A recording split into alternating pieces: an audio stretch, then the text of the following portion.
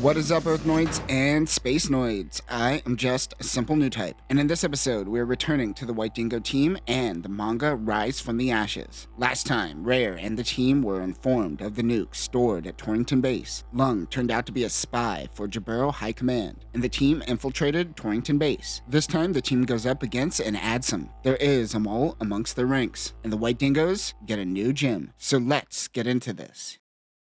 Huendan, HLV base. Lieutenant Maya is putting Gioconda and Tina to work. They wonder why they are cramped in this small makeshift control room. Things are going to get tight in here. She tells them to focus as the next few days are going to be a crunch. Maya believes that officers should inspire fear and not admiration. She says that she is grateful for their help, but they aren't her superiors. They can leave. Even more, they could get them back into space if they like. Gioconda says she is going to stay until the very end, as this is the only place that she has been needed. Maya is real with them and lets them know that this base has 3 days tops. EFF is going to be hanging out in orbit and will blast any HLV out of the sky. Even if they did leave, they would most likely die getting blasted out of orbit trying to head back to Side 3. Maya is heading back to Broom Base for now. The nukes at Torrington Base were secured thanks to the White Dingo team, but there wasn't an Astaroth sample with them, and it is still at large. Enemy Commander Nearlight is most certainly the one in possession of it. Stanley Hawkins tells Rare that the Machi Manitau is most likely tied to Walter's Xeon broadcast. This is probably a code to initiate what EFF is calling the Final Order, Staircase to the Moon. They're going to find themselves an HLV and hightail Astaroth to the moon. He wonders why they don't just sweep them up from low Earth orbit after they launch. Hawkins once again tells Rare confidential intel. Even Hawkins is still in the dark, but apparently Xeon fired their solar ray and took out most of their fleet. Some are returning to Earth, but it will take them 24 hours. There is a window where low Earth orbit over Australia can't be occupied. It's the perfect time for Xeon to flee. They don't yet know about the Battle of Baoku or about General Revel and Degwin's death. They just know their fleet is hurting. They need to keep Machi Manitau from linking up with their Huendan allies. Then they could trap them on Earth. They will cut off their route and trap them in a pincer move.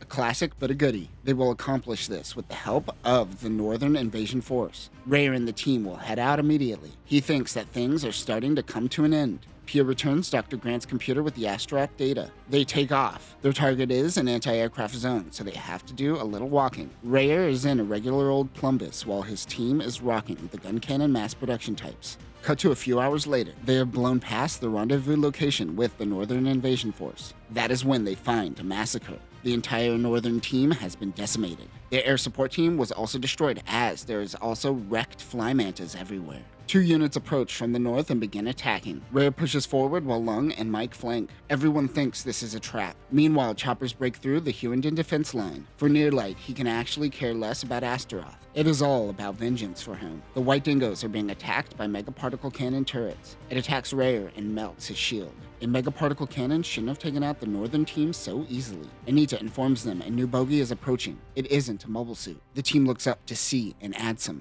This specific version is the Adzam Olga. The MAX-03 Adzam Olga has much thicker leg armor than the one seen used by Makuve and Cassilia. The megaparticle cannons have been replaced with machine guns and missile launchers. This version still retains the leader, which is the wired hover drones, with a shocking attack. The Adzam fires its machine guns onto the White Dingoes. It unleashes the leader on Rare, and the electric shock explodes his gym head. He drops his bazooka and grabs his 100mm machine gun and destroys the Adzam. Really? With just a single clip from a machine gun? That felt too easy. Video game players, it wasn't this easy in the game, was it? Rare is sad for not having a head. He's a headless boy. His mobile suit is completely shot and will need a pickup. Meanwhile, in Huendan, Nearlight's team is splitting up and looking for blind spots as they prep an HLV. A Xeon commander wearing some bass goggles gives Tyson a case containing their sample of Astaroth. Their crew is concerned that Tyson and his crew will turn on them. The commander says he has ensured that he won't stab them in the back, and they won't take off without them, as he has added a self-destruct trigger. Neither Dr. Grant nor Rare can get some sleep. He asks her if she still hates military types. She says that she will always hate wars, but people were people before they became soldiers. Lung is also up and has something to say to Dr. Rare.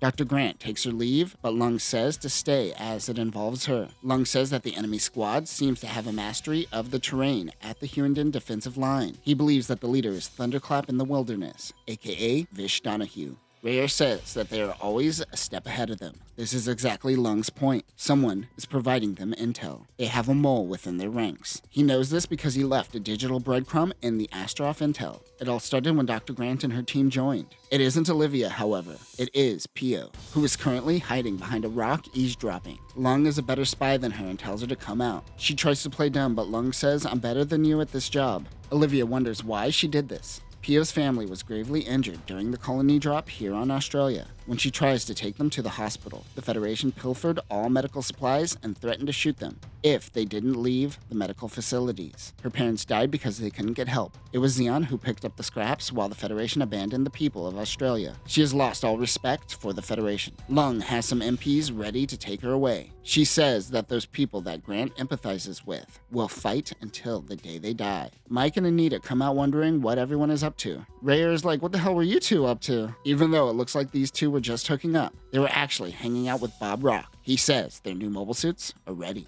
At Huendan base, Donahue is being sent out even though their team has barely gotten any rest after their previous mission. Uriah says young people don't need sleep. He hasn't had a sit rep on what is happening around the base. He is shown a weak spot in the base defenses by Uriah. If EFF gets through this, they will gain dominance. The Thunderclap team will handle defenses in this area. Uriah says that they will provide mobile suits for his team. After his briefing, a mechanic wonders if he is certain about the new mods. They stripped a lot of the armor from his mobile suit to improve mobility, and they feel it is too vulnerable. He says not to worry about it as he takes the Shar Aznable approach of simply not getting hit. I just realized we never broke down the ground Gelgoog. Let's do that. The MS-14G Gelgoog ground type is a modified Gelgoog for Earth combat. The joints have been dust-proof, and it doesn't have a generator in its arm. It has been replaced with a Gatling gun and grenade launcher, as he wanted it as light as possible. Bish Donahue's unit doesn't have a backpack and is also painted green. Other weapons include a short shield, a 90mm machine gun, a large beam machine gun, a twin beam sword, a prototype beam rifle, and the first standardized beam rifle used by Xeon. As his team heads out, Lieutenant Tyson and his team sneak onto the base. He notes they must be planning something big. At that same time, the White Dingos roll out in their new Gem Sniper 2s. They are one of the first to use these brand new units. However, not the first, as it was used in Side 6 and War in the Pocket. The only difference with the White Dingo Gem Sniper 2 is the use of the middle shield, which functions as a bipod for your rifle. Also, apparently in the video game, you could use these units, but you can't equip the long-range beam rifle. You know, the sniper rifle for the sniper unit? What's that about? At least Mike has one in the manga. Also, Rayer's unit has extra armor. Everyone is enjoying that new cockpit smell. Rayer thinks to himself, if the White Dingos are being provided these models, things are coming to a conclusion soon. We flash back to Stanley Hawkins, ordering his team to come back alive.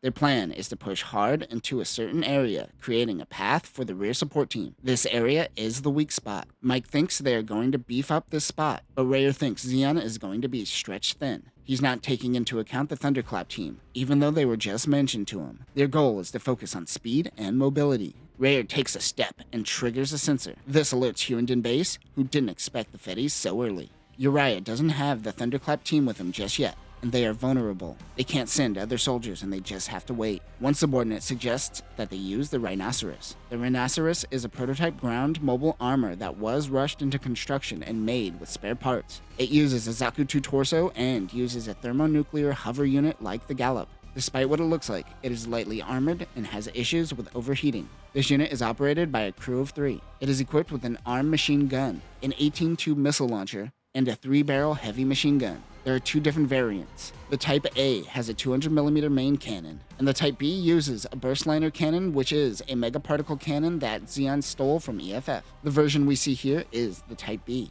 I think we've seen the Type A in Blue Destiny. This isn't going to be effective, and the large generators will just overheat and become a giant explosive target. But that is the plan. Overheat the generator and turn it into a large bomb. It just needs to be a temporary distraction. They decide to unleash the Rhinoceros. They have the perfect pilot for the job. It happens to be the oldest, most nihilistic man in the Xeon army, ready to, in his words, ride this mechanical beast into the jaws of hell.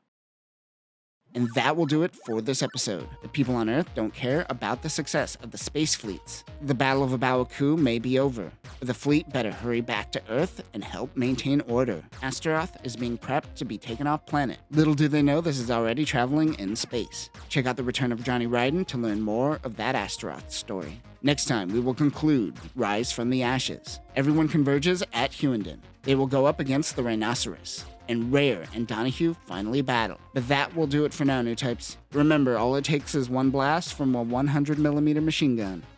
Peace.